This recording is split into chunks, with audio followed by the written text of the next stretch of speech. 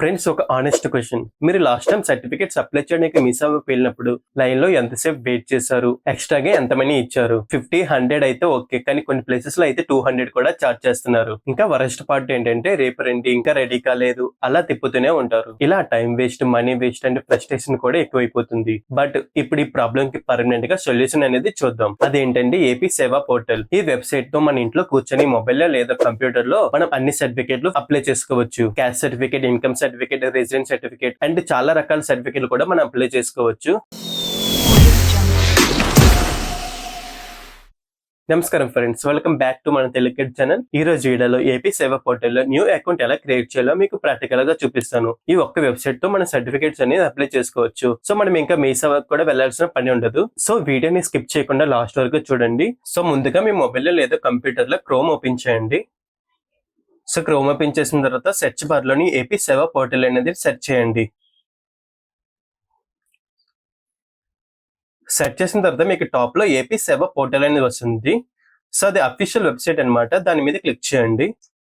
So click చేసిన తర్వాత మీకు అఫీషియల్ సైట్ అనేది ఓపెన్ అవుతుంది. పైన చూడండి ఏపీ సేవా పోర్టల్ అని ఉంది కదా, ఇది మీకు మెయిన్ వెబ్సైట్ అన్నమాట. ఇది సో ఇక్కడ రైట్ సైడ్ లో చూడండి లాగిన్ అని ఉంది. సో ఈ లాగిన్ మీద క్లిక్ చేస్తే citizen login and employee login ఉంటుంది. సో మనం సిటిజన్ లాగిన్ మీద క్లిక్ చేయాలి. సో క్లిక్ చేసిన తర్వాత మనకి సైన్ ఇన్ అడుగుతుంది. సో మనం ఫస్ట్ టైం కాబట్టి యూజ్ చేస్తున్నాం కాబట్టి కింద చూడండి క్రియేట్ వన్ ఉంది కదా, దాని మీద క్లిక్ చేయండి. సో క్రియేట్ అకౌంట్ మీద ఇక్కడ మనం సైన్ అప్ విత్ ఈమెయిల్ అడగొచ్చు, లేకపోతే సైన్ అప్ విత్ గూగుల్ అనే చేయండి. సో ఇక్కడ నేను సైన్ అప్ విత్ గూగుల్ అని క్లిక్ చేస్తున్నాను. సో చూజ్ అన్ అకౌంట్ అడుగుతుంది. ఇక్కడ మీ జీమెయిల్ అనేది సెలెక్ట్ చేయండి. తర్వాత కంటిన్యూ మీద క్లిక్ చేయండి. సో క్లిక్ చేసిన తర్వాత మీకు యాడ్ మోర్ డీటెయిల్స్ ఇక్కడ అడుగుతుంది. ఇక్కడ మీ మెయిల్ ఐడి, మీ నేమ్, మీ Aadhaar number and citizen select చేయండి అండ్ మొబైల్ నెంబర్ కూడా ఎంటర్ చేయండి. సో కింద కూడా నేమ్ అడుగుతుంది. సో ఇక్కడ నేమ్ ఎంటర్ చేసి ఇక్కడ మొత్తం డీటెయిల్స్ అన్ని ఫిల్ చేసిన తర్వాత ఇక్కడ కిందకి వస్తే కంటిన్యూ మీద ఉంది కదా, దాని మీద క్లిక్ చేయండి. ఓకే, సో ఇక్కడ టెక్నికల్ ప్రాబ్లం వల్ల ఇలాగ వచ్చింది. సో ఇలాగ వస్తే మీరు మళ్ళీ బ్యాక్ వచ్చి ఏపీ సేవా పోర్టల్ అనేది సెర్చ్ చేయండి.